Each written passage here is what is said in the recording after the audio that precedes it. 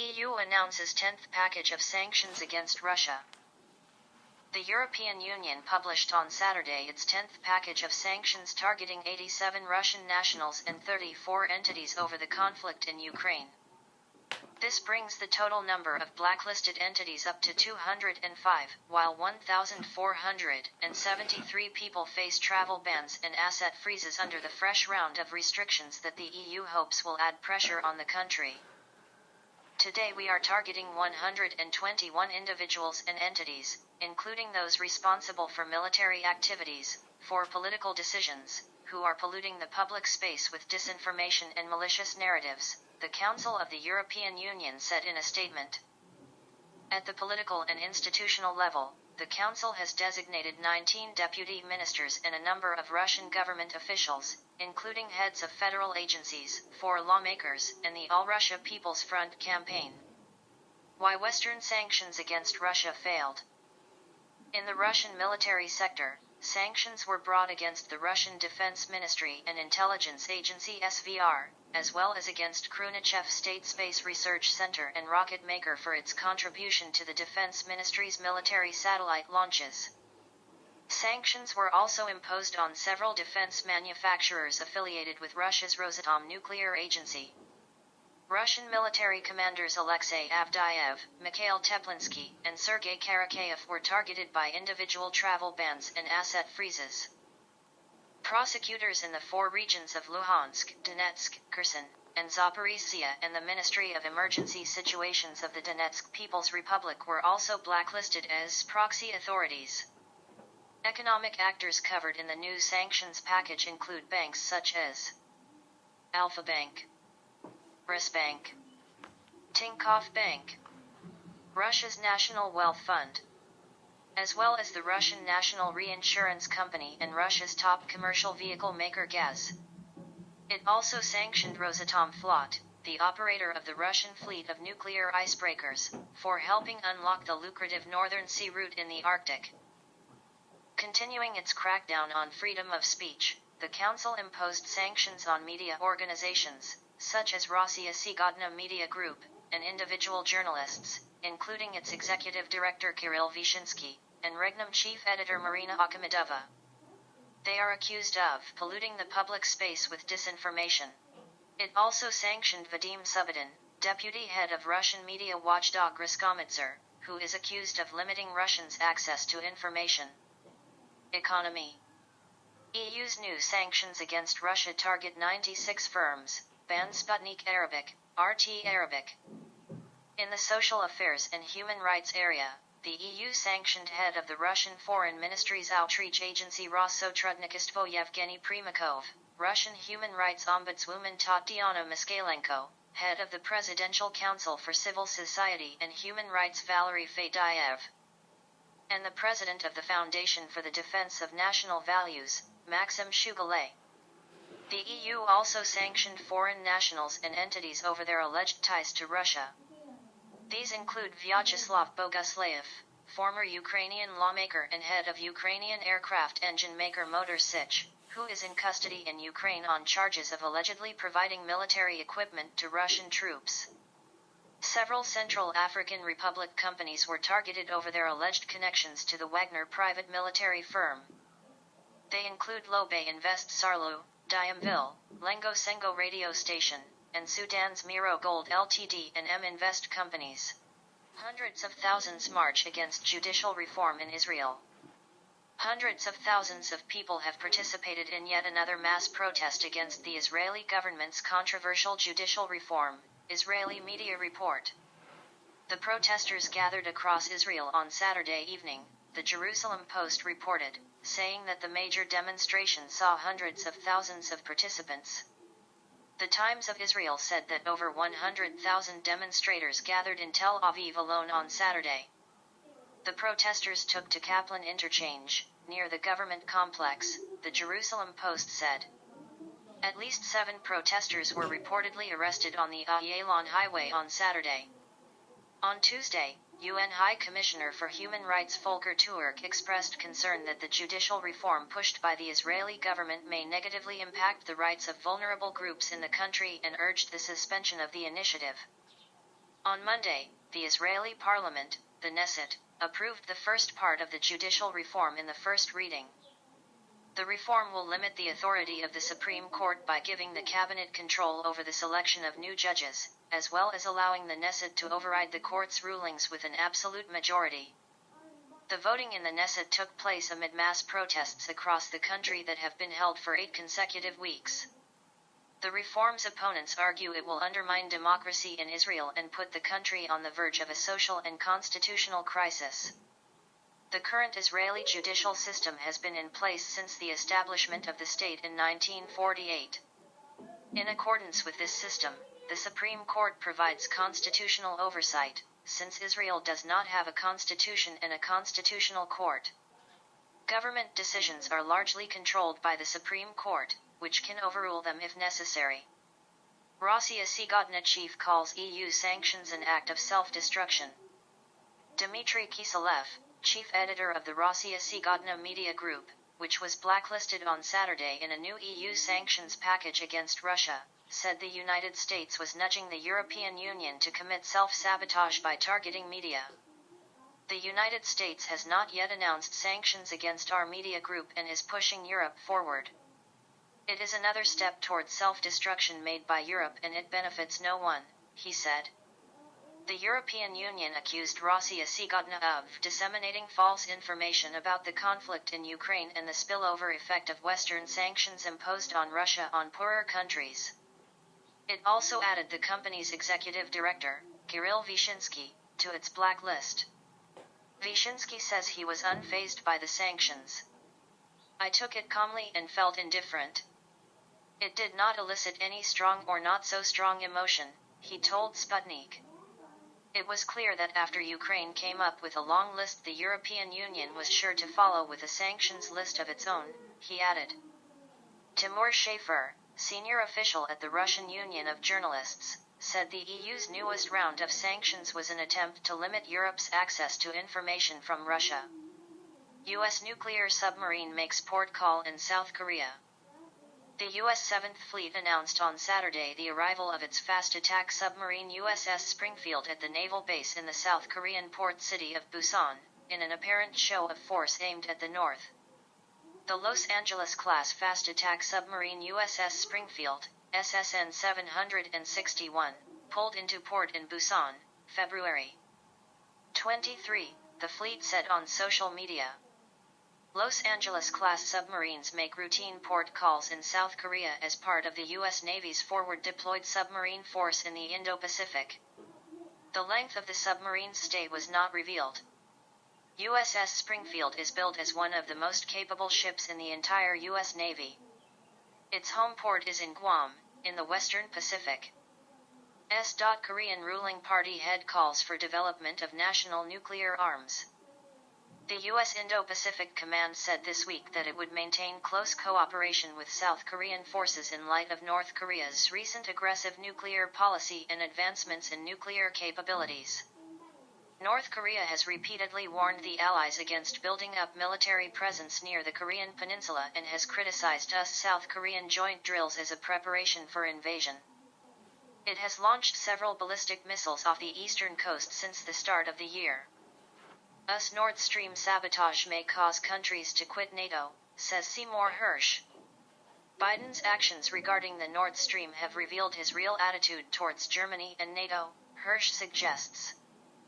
The United States' decision to blow up the Nord Stream natural gas pipelines may have a detrimental effect on NATO's unity, warned investigative journalist Seymour Hersh, who earlier this month delivered an exposé on the sabotage. In an exclusive interview with one Canadian digital media outlet, Hersh argued that Biden committed a great mistake by destroying the pipelines that provided Germany with much-needed natural gas. He's told Germany and NATO, when push comes to shove, I'll throw you over the wall. You can be cold, I don't care. If you're not giving enough money to Ukraine, screw you, the journalist said. He added that the question now is who's going to be the first country to leave NATO? Hersh also argued that Biden is lying now to push us into war, comparing his actions to those of the 36th U.S. President Lyndon B. Johnson, who used a bogus attack on U.S. warships in the Gulf of Tonkin as a pretext for entering the Vietnam War in 1964. How as false flags record prompts public to trust Hersh's Nord Stream bombshell even more. Earlier in February, Hersh accused the United States leadership of orchestrating the destruction of the Nord Stream 1 and 2 natural gas pipelines in late September 2022. Citing sources familiar with the planning of this operation, Hersh claimed that U.S. Navy divers planted explosive charges on the pipelines during summer 2022 under the cover of a NATO military exercise in the Baltic Sea. The explosives were then reportedly detonated remotely 3 months later so as to avoid casting suspicion on the perpetrators. Meanwhile, Germany now mulls the possibility of using the pipes left over from the Nord Stream 2 construction, currently stored at Germany's Rügen Island, to build a pipeline for transporting liquefied natural gas from a yet-to-be-built LNG terminal, German media has reported. This situation, however, is complicated by the sanctions imposed by the US and the EU against Russia amid the ongoing conflict in Ukraine, since the pipes belong to Russian energy giant Gazprom, one of the sanctioned entities.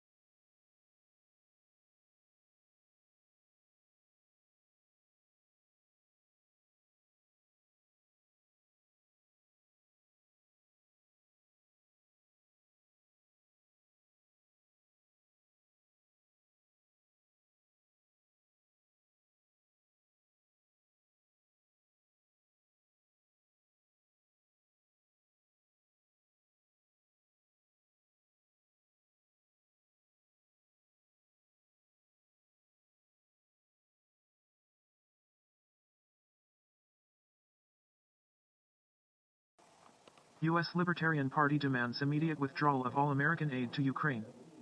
The U.S. had committed more than $100 billion worth of security and military assistance to Kiev since the beginning of Russia's special military operation in Ukraine. The U.S. Libertarian Party has signaled support for a GOP resolution demanding that the Biden administration stop providing financial and military assistance to Ukraine. We support the recently introduced Ukraine fatigue bill. All aid to Ukraine must be withdrawn now. This entanglement risks nuclear war, and $100 billion in expenditures is already far more than we can bear, the party tweeted on Saturday. This comes after U.S. President Joe Biden announced $500 million of additional assistance to Ukraine, including the delivery of artillery ammunition, anti-armor systems, and air surveillance radars, during his surprise visit to Kiev on Monday. The announcement followed a spate of recently published polls revealing that Americans' support for Washington providing weaponry and economic aid to Kiev, which is already worth over $100 billion, continues to wane.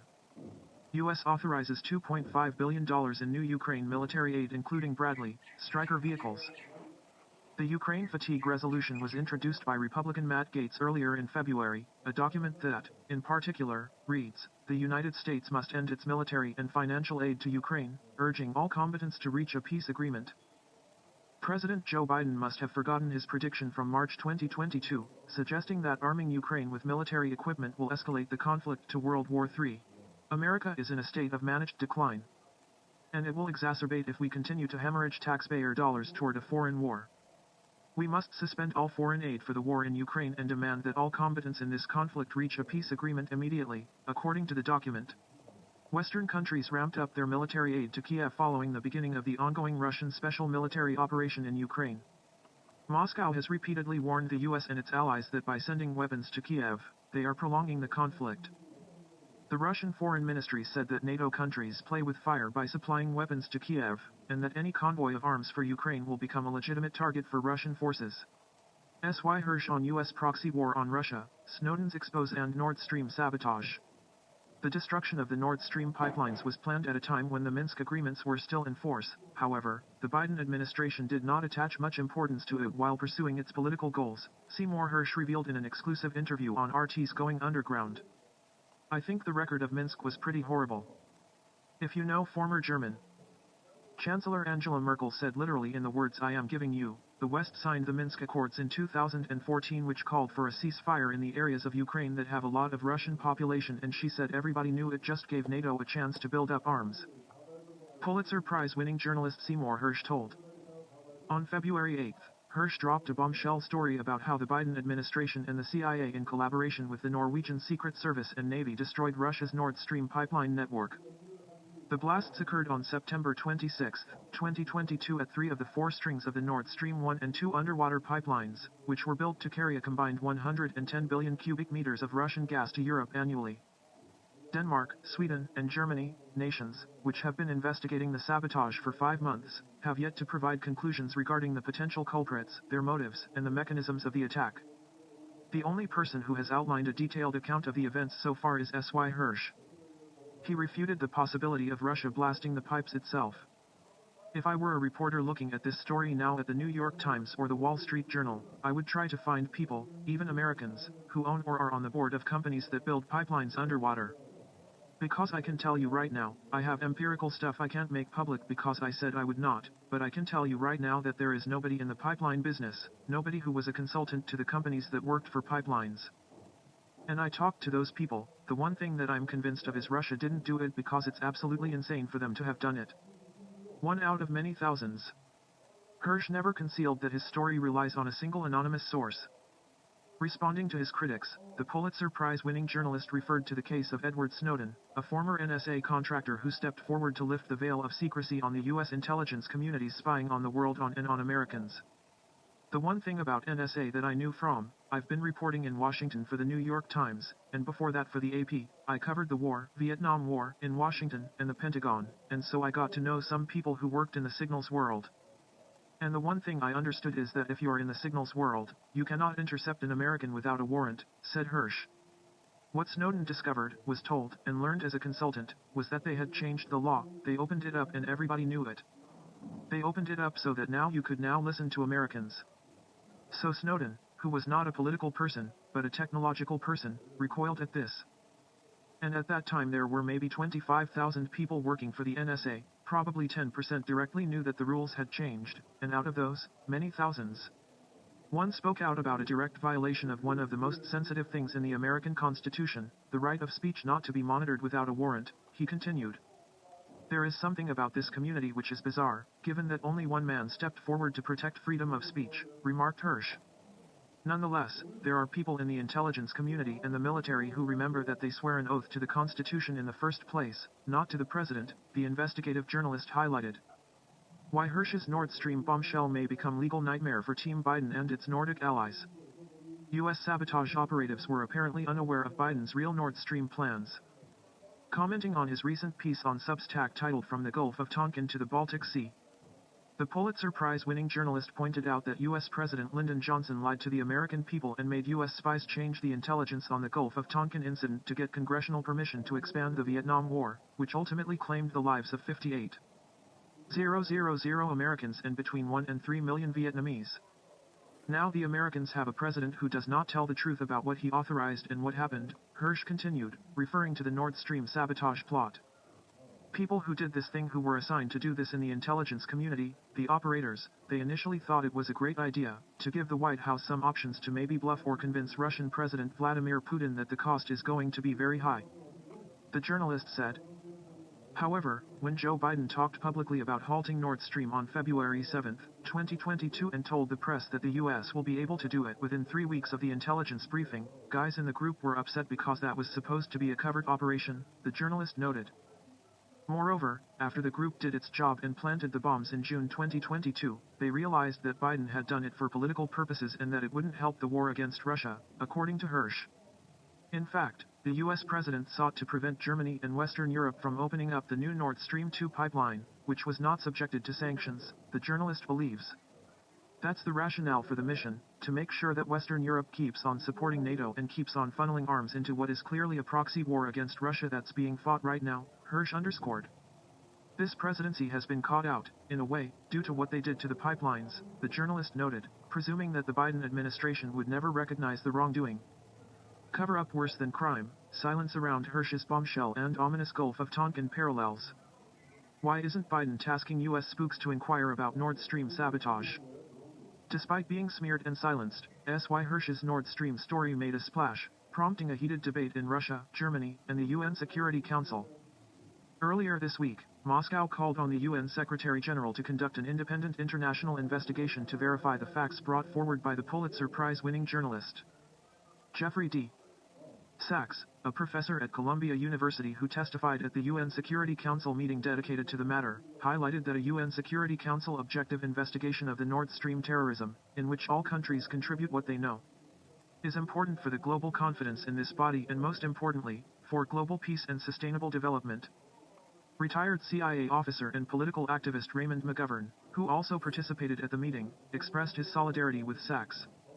Commenting on the UNSC summit, which was scarcely reported on in the Western press, Hersh noted that the US and its Nordic allies don't seem to be raising a finger to get to the bottom of the matter, which obviously looks suspicious. In America, the president has something called an immense power on the intelligence community. The non-binding anti-Russian resolution of the UN General Assembly will not bring the world closer to ending the Ukraine conflict. Vasily Nebenzia, Moscow's permanent envoy to the organization, said following a resolution passed on Thursday. He could also the ask the CIA calls directly. for Russia to immediately, Because they have an intelligence and division that does unconditionally its own withdraw work, of there its is also a military special forces black from the operation for the territory covered of forces Ukraine within operations its we have. internationally recognized There are borders. 3 large intelligence It also organizations that condemns have the Moscow capacity for to get aggression access to against all. the neighboring state. And he has not issued one The order. document was backed by He has not asked for any 141 evaluations. countries, while 7, Who's Jake Sullivan, including Russia, the man who voted reportedly against assembled it. Dream Team to destroy Nord A Stream? total of 32 UN National members, Security Advisor including Jake China Sullivan, and the India, person who allegedly abstained. assembled the team to work out the Ahead Nord of the Stream vote, sabotage plot, Nebenzia said slammed at the it news as conference detrimental that to the the U.S. has prospects of allies ending the investigating the matter conflict. in the Baltic Sea. How can UN He did members not talk aid a about the peaceful US own resolution to the investigation, heightened Hersh pointed contradictions out. between Russia and The the Swedes West? and the Danes did do an We investigation can say in with September certainty, and October the tabled 2022. resolution will surely not They help, came out with this the astonishing diplomat conclusion stated. that indeed something had happened The underwater document and that is it was an aimed at explosion, encouraging the the West's investigative actions journalist and at remarked giving a ironically. pretext for our opponents Hersh to is claim not that discouraged Russia by the is mainstream supposedly media smears isolated with in the regard to his world. expose. I've gone through It this, means the he said, continuation of their recalling that many militaristic initially thought that his Russophobic line explosive while story using about the the My Lai so-called massacre support was a from lie. UN members as The cover. Pulitzer Prize-winning journalist The has General repeatedly Assembly teased the public rejected that an his Nord amendment Stream proposed story by has not been Belarus told that yet in urged its countries entirety, to that there refrain is more from to be said sending about the weapons to the mechanisms of zone the of the sabotage. conflict and called for So the while start the of US Nordic peace allies continue to negotiations. sit on evidence and keep their cards Moscow close to their sent chest, troops into Hersh's Ukraine bombshell exactly story a is year likely ago, to attract citing the need to protect the people of Donbass, a predominantly Russian-speaking region, and Kiev's failure to implement the 2014 to 2015 Minsk peace accords. Ukraine has accused Russia of unprovoked aggression. Speaking before the General Assembly, Nebenzia reiterated that Russia launched its offensive in order to end the 8-year war waged by the Kiev authorities against the people of Donetsk and Lugansk. The Donetsk and Lugansk People's Republics broke away from Ukraine shortly after the 2014 Western-backed coup in Kiev. The two republics, together with 2 other former Ukrainian regions, eventually joined Russia after holding referendums in September. As Russia celebrates Veterans Day, here's how the country fought in different periods of its 1,000-year history. How military service in the world's largest country has evolved, from Tsars to Bolsheviks to the modern state. For over 100 years, Russia has celebrated Defender of the Fatherland Day on February 23. The holiday, which originally glorified the Red Army, took on wider meaning after the fall of the USSR. Presently, the holiday sees Russians celebrating all those who served in the military in defense of their country. It is roughly equivalent to the American Veterans Day or the British Armed Forces Day. The military has always been respected in Russia. But over the country's 1,000-year history, the system has undergone major changes. Varangians, strangers from the north at the dawn of the existence of Rus, the Slavic tribes that populated the land that would become Russia, had no army of their own. Whenever conflicts became violent, they resembled wall-on-wall fist fights. These confrontations continued in this manner until the Slavs learned the art of war from their northern neighbors and colonizers, the Varangians. The Varangian Guard, which took control of the trade route that passed through central Rus to the Greek civilizations, called themselves rowers, since they used rowboats in their military campaigns. It is thought that the ancient Scandinavian word RR at some point evolved into the similar-sounding Rus. It's highly likely that the future name of Russia thus sprang from the self-designated name of the Varangian warriors. The people of Rus wore simple shirts and helmets. They were mainly armed with spears and axes, while a sword marked a warrior's superior status. They fought on foot, moving along rivers on boats called drakars, which were rolled over rapids. The Varangians engaged in the great Viking tradition of trade and raids, pretty much the same as in Western Europe at the time. One of the most famous Varangians and first rulers of Rus was Grand Prince Sviatoslav, who fought Bulgaria, the Byzantine Empire, and the Khazar Khaganate. Some sources mention large raids as far away from the center of Rus as the southern Caspian lands. Boyars Vigilantes, the first warriors in Rus. As the ancient Russian principalities were established, grew more powerful, and formed a settled economy, the Varangian Rus people increasingly assimilated. In their turn, the Slavs adopted Varangian methods of warfare. This process, along with the need to protect the territories under their control, resulted in the formation of a new kind of military organization, the princely vigilante squad. These were boyar warriors from among the prince's loyal inner circle. They equipped themselves with war horses, armor, pikes, and swords at their own expense. In military campaigns, the unit was accompanied by a foot detachment of 200 to 300 spearmen. These combat groups were quite mobile and were able to quickly respond to the raids of the Polovtsians and Pechenegs. Unfortunately, by the time of the Mongol invasion, these detachments had not sufficiently evolved. Still small in number and dispersed, they could not effectively fight the horde from the east. Streltsy, the first permanent army.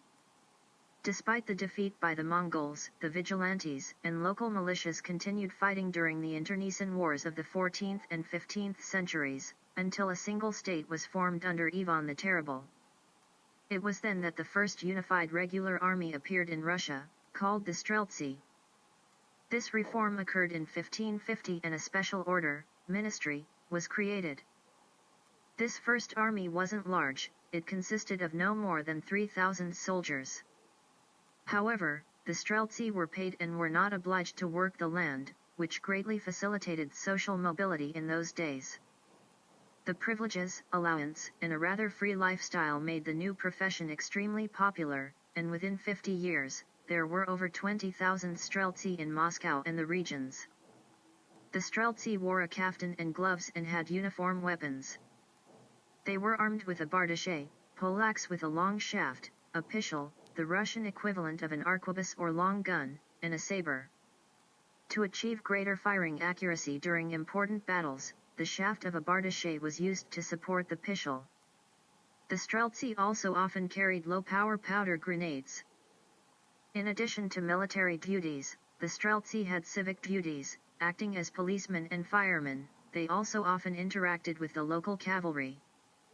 In battle, the Streltsy were directly responsible for the capture of Kazan, 1552, and Astrakhan, 1556, and most importantly, the retention of these territories. Russia learns from the West. Russia learns from the West. After the fall of the Rurik dynasty and the onset of the Smuda, the time of troubles, Russia was forced to adapt and change its military system because of the prolonged war with Poland and the occupation of Russia's northern territories by Sweden. To fight the occupation, foreign formation regiments were organized. These military units were made up of servicemen, willing free people, foreigners, Cossacks, and other mercenaries. The new regiments did not replace the Streltsy but used more modern tactics to fight. This included the placement of pikemen in front of the musketeers, which increased the tactical maneuverability of combat detachments. By the 1630s, the foreign formation regiments had evolved into the first Hussar and Reiter companies. These were in fact knights with long pistols. They wore cuirasses and helmets, but when attacking, they fired dozens of heavy bullets at the enemy and then either retreated to reload or finished the enemy off with daggers and these meter-long pistols. The Great's reforms, the first conscription army in Russia. Although the Hussar and Reiter regiments were quite effective, they still weren't large enough. The Streltsy, who took on the role of a mass army, unfortunately engaged in a dispute with the young Tsar Peter I. The conflict prefaced large-scale military reform. In 1705, the future emperor and founder of the Russian Empire issued a decree on the recruitment of soldiers from free people. It was then that the term recruit was legally endorsed. Peter I copied this innovation from Sweden, which had a strong regular army. The decree stated that from each village, town, community, and household, one person, except for the head of the family and the breadwinner, must be sent to the army for a lifetime of service and must become a soldier. This person was to be chosen by lot. In the early years of the law, all classes were subject to conscription. All nobles were obliged to serve in the army, and communities were required to regularly provide a certain number of recruits between the ages of 20 to 35. In addition to the professional army, Peter I also established the Russian Navy, military industry, and military academies. By the end of Peter the Great's reign, the regular army numbered 200,000 to 300,000 in all military service branches. This was an impressive number for a country with a population of 13 million. The duration of military service also became shorter over time. Lifetime military service was dispensed with, and soldiers went into reserve, being called to the army only in case of war. However, for many decades the duration of military service didn't drop below 20 years. The Army of the Empire. The next major reform of the Russian army took place in the 19th century. Any defeat brings with it necessary lessons, and such was the case with the Crimean War, which resulted in Milyutin's sweeping reforms. The main innovation was the transition from Peter the Great's recruitment system to universal military service, a standard practice in European armies. From that time on, all men between the ages of 21 and 40 were required to be on active military duty. In the ground forces, the duration of service was 15 years, 6 years of active service and 9 years in reserve. After that, men were enlisted in the state militia, the reserve of the armed forces, convened only in case of war, until they turned 40. Additionally, instead of permanent armies and corps, Milyutin formed military districts with stationed units. This meant that soldiers and officers no longer had to permanently live in tents. The second half of the 19th century was also marked by qualitative changes. Particular attention was paid to the Army's technical equipment. The end of the century saw the development of aeronautical and railway units. In 1885, a team of military aeronauts was formed, using hot air balloons or airships, with the East Siberian Field Aeronautical Battalion taking part in the Russo-Japanese War of 1904 to 1905. In 1911, the first aviation detachment appeared in Russia, and by the beginning of the First World War, there were 39 such groups. The famous Ilya Muromets heavy bombers also appeared at that time. In those years, state-owned factories and logistics expanded, all combat units were equipped with machine guns, and telephone lines were installed between the various units. Fundamental changes also concerned military service admission. The term of active service in the infantry and foot artillery was 3 years, in other branches of the ground forces it was 4 years, and in the Navy, it was 5. Some categories of citizens were given privileges. Men who were unable to carry weapons for health reasons and some clergy were exempt from military service. The Soviet Army. In the first months after the October Revolution of 1917, the Soviet government sought to create an army based on the militia system. This supposed that during peacetime, military units would consist only of the accounting apparatus and limited command staff, drawing upon locally registered fighters in times of need. In the first months following the revolution, the army was composed of volunteers with the number of troops reaching just below 200,000. In order to create a regular army, the resolution on the organization of the Red Army was adopted on July 10, 1918. Men from 18 to 40 years old were subject to conscription, and by November 1921, the Red Army numbered 5.5 million. Nazi Germany's invasion of the Soviet Union became a real test for the army, and the Soviet military system was not ready for it. Victory in the war cost the USSR the lives of tens of millions of people. The conflict completely transformed Russia's military system. In 1946, the Workers' and Peasants' Red Army was replaced by the Soviet Army. In the 1950s, the armed forces of the USSR were equipped with nuclear missiles and other advanced military equipment. The Soviet armed forces consisted of ground forces, strategic missile forces, air defense forces, the Navy, and the Air Force. This has all been inherited by the Russian Federation. Present times. In Russia's recent history, the army was at its largest in December 1991, when it numbered about 3.8 million servicemen. In 1992, Boris Yeltsin reduced the number of servicemen to 2.1 million in 1994 and by 1996, to 1.7 million. At the end of August 2022, Vladimir Putin signed a decree increasing the personnel of the armed forces of the Russian Federation from 1.9 million to 2.04 million. This came into effect on January 1, 2023. The Ukraine conflict has impacted Russian military service. Partial mobilization was announced for the first time in the history of the Russian Federation, and 300,000 people who had previously served in the army were called up. Moreover, private military companies became more prominent in light of the conflict. Among these, the most widely known organization is PMC Wagner Group, currently one of the most effective units of the Russian military. Ukraine most threatened by China, Bolton. The former U.S. National Security Advisor says he expects Beijing to side with Moscow on key issues.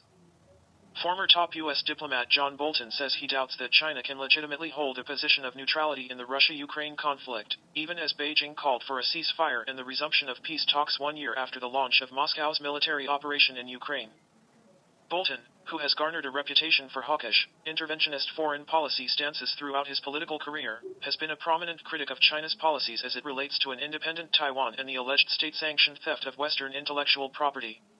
On Friday, he fired another salvo towards Beijing and the nature of its relationship with Russia. A lot of so-called experts have said that China was dismayed by Russia's invasion of Ukraine, Bolton told the Washington Post. I think we've seen in recent days proof positive that's not true.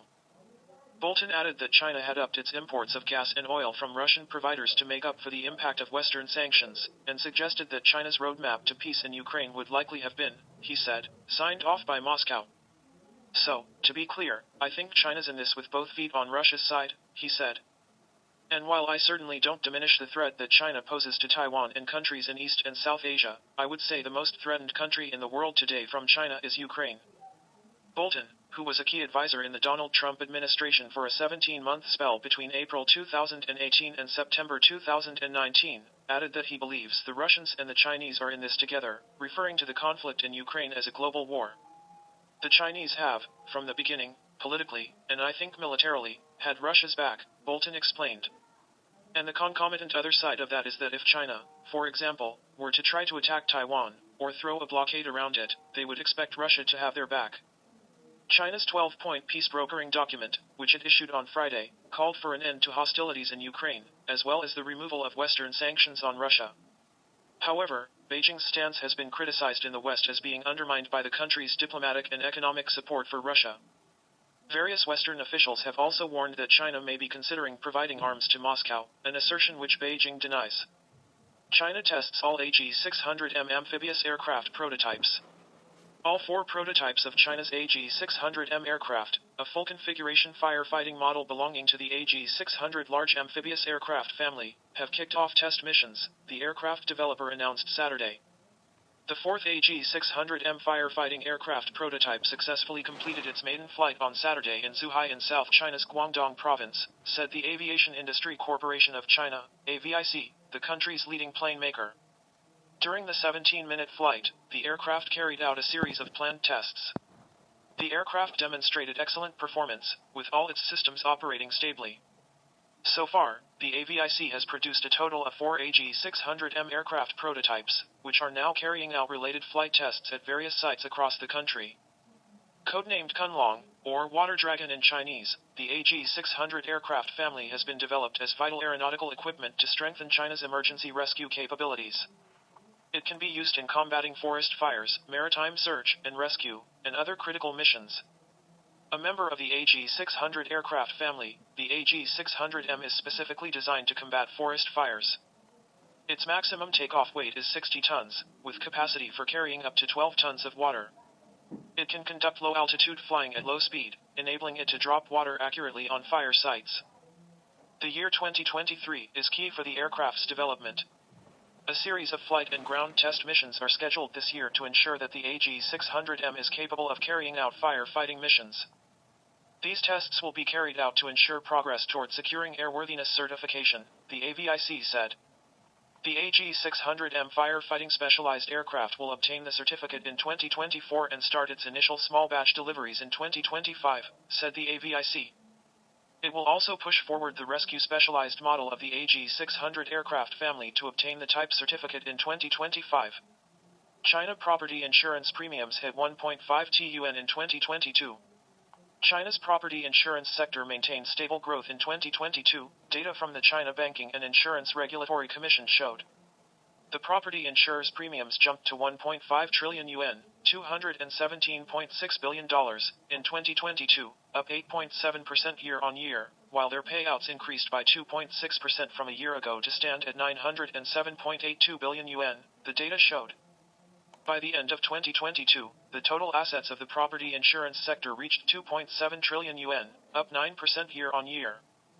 The Commission said it will guide the property insurance industry to continue deepening reforms and actively developing insurance varieties, including green insurance, climate insurance, cybersecurity insurance and new energy insurance, in order to strongly support the real economy. 2024 bid in jeopardy. Biden faces soaring prices, expensive gasoline, and looming recession. U.S. President Joe Biden has acknowledged that inflation is continuing to rise despite his earlier assertions that it was coming down. Earlier, the Federal Reserve's preferred gauge showed a stronger than expected price growth, sending U.S. stocks down. As I've long said, there may be setbacks along the way, but we face global economic challenges from a position of strength, Joe Biden said in an official statement after a new government report showed stubbornly rallying prices. In his State of the Union speech on February 7, the U.S. president insisted that inflation had been largely tamed. This time, on February 24, Biden also tried to put on a brave face by claiming that annual inflation in January is down from the summer, while the unemployment rate has remained at or near a 50-year low.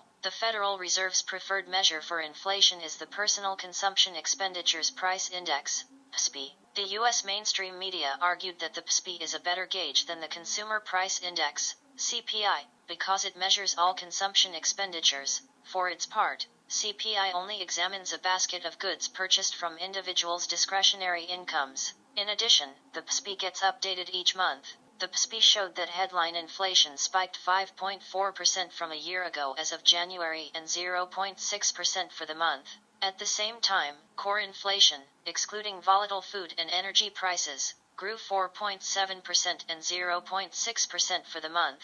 The trend means that the decline in inflation registered since its 9.1% peak in June 2022 has actually been reversed in January 2023, according to the U.S. press. Rising inflation, how new CPI and retail sales data backfired on Biden after SOTU bragging. The American Institute for Economic Research has projected higher than normal price increases through 2023 and, potentially, through much of 2024. It also warned that prices will continue to grow amid the Fed's interest rate hikes aimed at bringing inflation down to a 2% target. Moreover, once the Fed's mission is accomplished, one should not expect that prices will return to where they were before the spike in inflation. To send prices down, the nation would need a period of below 2% inflation, according to the entity. In addition, two Federal Reserve regional bank measures have identified notable recession risks in 2024. A Cleveland Fed measure shows a 62.7% chance of a downturn by February 2024, while a New York Fed measure warns about a 57.1% recession probability by January 2024. The latest PCE report is likely to make the U.S. Central Bank even more aggressive in raising interest rates,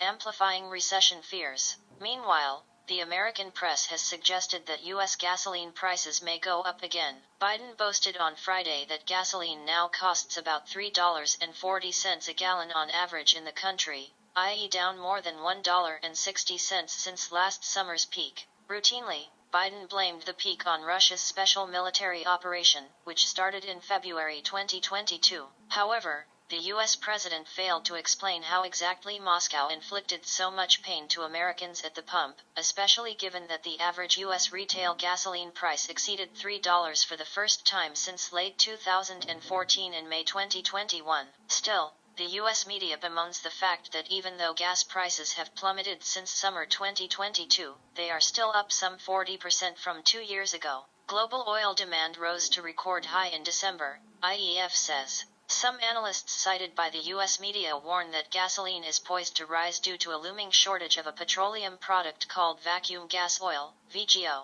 Russia was the world's largest exporter of the commodity, most of which went to the U.S. and Europe. Now that Western sanctions on Russian petroleum products have come into effect earlier this month, reduced imports of VGO could shrink the capacity of the U.S. and its allies to make gasoline, according to the U.S. media. The anti-Russia sanctions are likely to affect Western diesel supplies, too. The aforementioned factors may create a lot of headaches for the Biden 2024 presidential campaign. While the U.S. media are sending mixed signals about Joe's 2024 plans, the First Lady made it clear that Joe is not done. One may only hope that the U.S. economy will be in as good shape as the president in 2024. Tianwen-1 Mars orbiter rounds off second year on duty. Services go on. Friday marked the second anniversary of China's Tianwen-1 Mars probe, which has obtained many first-hand discoveries, unveiling the secrets of the Red Planet over the past 2 years, entering the Martian orbit. China's first Mars probe consists of an orbiter, a rover, and a lander. On February 10, 2021, the orbiter successfully entered the orbit around Mars after traveling about 475 million kilometers over 202 days. It was the country's first artificial satellite of Mars, a versatile Mars detector. The orbiter integrates functions of spacecraft, communicator, and detector. Armed with 7 scientific payloads, it aims to probe Mars topography, mineral composition, and magnetic field to obtain more first-hand data. Before entering the Martian orbit, the orbiter served as a spacecraft carrying the rover and lander and conducted a deep space orbital maneuver and 4 mid-course corrections. It obtained multiple high-resolution images and multispectral information about the pre-selected landing area in the parking orbit to prepare for the soft landing. On May 15, 2021, the landing module, consisting of the lander and the rover Soaring, separated from the orbiter and landed on the pre-selected landing zone in the southern part of an icy area of the planet known as Utopia Planitia. A week later, the rover Soaring drove down from its landing platform onto the Martian surface. The orbiter provided it with relay communications for roughly half a year. In November 2021, the orbiter entered its remote sensing orbit, starting global scientific exploration of Mars. On June 29, 2022, the China National Space Administration. The orbiter relayed high-definition images of the red planet's natural satellite Phobos in July 2022, showing it in an irregular shape like a potato. By December 29, 2022, the orbiter had been operating for 687 Earth days, which equals 1 Martian year. In addition to the exploration data obtained from the scientific payloads, the engineering data based on the orbiter platform has also achieved fruitful results. During September to October 2021, the orbiter and the rover Soaring lost communication with Earth and operations were suspended due to the impact of an astronomical phenomenon known as solar conjunction. Despite that, based on the communication signal engineering data during the period, scientists home and aboard cooperated to obtain research results on the velocity of coronal plasma ejections, the detailed structure of coronal waves and the nascent high-speed solar wind flow. On board a Long March 5 rocket, China launched the probe in its first Mars mission named Tianwen-1 on July 23, 2020, aiming to complete orbiting, landing and roving in one mission, and taking the first step in its planetary exploration of the solar system.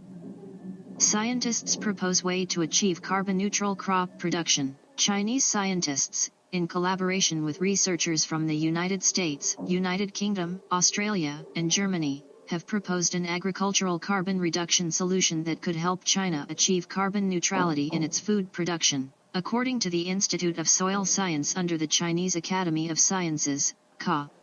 According to the research model evaluation, the total carbon emissions from the production of China's staple crops, including rice, wheat, and corn, could have neared 670 million tons of carbon dioxide equivalent in 2018. Completing a comprehensive life cycle assessment using data from China, the research team showed that an integrated biomass pyrolysis and electricity generation system coupled with commonly applied methane and nitrogen mitigation measures can help reduce staple crops' annual life cycle greenhouse gas emissions. This new path can help achieve carbon neutrality in grain production without sacrificing grain output, said Yan Xiaoyuan, the lead scientist from the Ka Institute of Soil Science. Yan added that it can also reduce atmospheric pollution emissions, increase the utilization rate of fertilizer resources, and increase both environmental and economic benefits by more than 30%.